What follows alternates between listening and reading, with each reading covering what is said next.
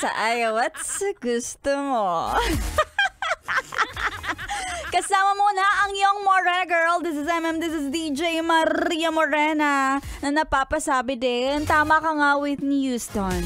I have nothing. Wala na. Ay, nakakaiyak nga. Wala na nga talaga. As in, wala na akong pera.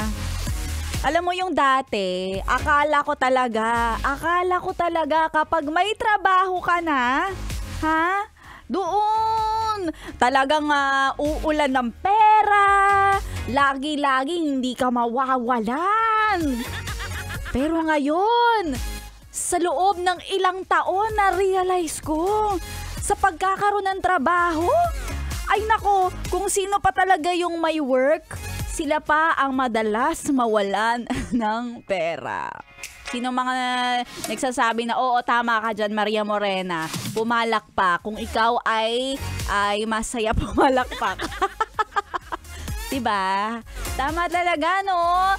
Alam mo, na-realize ko yun kasi pumasok naman ako, naka-ready ako Meron akong naka-ready na pamasahe, pangabaon sa pagkain. Tapos, paalis na lang, biglang may humihirit pa. Ay, pahingi nga po ng pamasahe. Ayan. So, yung dapat talaga na saktong-sakto lang yung pamasahe mo papasok at pauwi sa trabaho. Tapos yung pagkain mo, okay na yun naka-budget. Tapos may nanghingi pa. Di, wala. Sinong nawalan? Tayong mga may trabaho.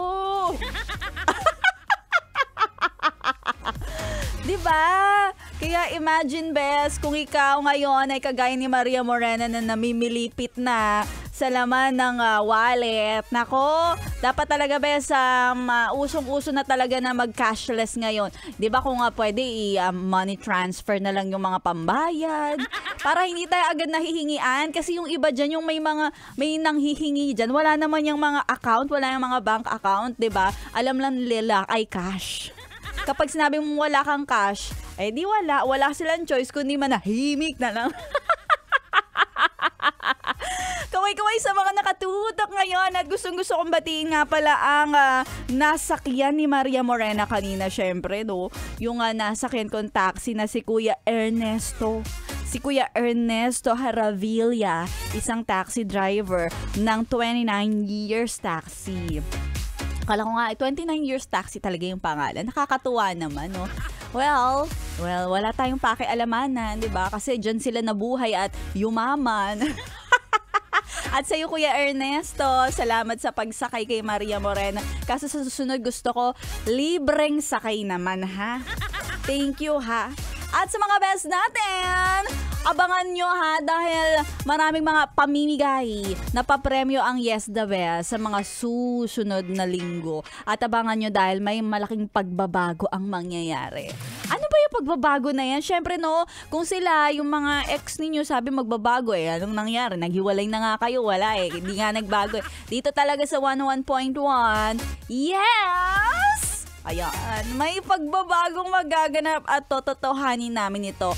May date na, Bes. Oo, February 5. Feb 5. Ganyan namin na i-advance. Ayaw namin sumabay sa mga Valentines, yung mga date ninyo. Inagahan na namin. Para, alam nyo yon, may chance kayo na pag-isipan maigi kung yung mga isasama nyo sa Valentine's date ay deserve ba nila talaga? Oo, kung gusto mo, dun ka na lang sa yes na maraming magagawang mga pagbabago. Kaya naman, kung gusto mong updated ka, follow mo na ang Yes the Best Manila Facebook page. At i-follow mo si Maria Morena sa aking Facebook account. It's DJ Maria Morena. At sa mga nakatutok, mamaya susunod na ang ating kwentong MILF, My Intimate Love and Fantasy. Oy, speaking of mga pagbabago, no? Bagay na bagay ito sa'yo, kuya, na nagkukuya-kuya-koy. Tuloy-tuloy lang ang pagkitutok dito lang sa stasyong nakaka-young and fresh 101.1. Yes, the best. Yes, the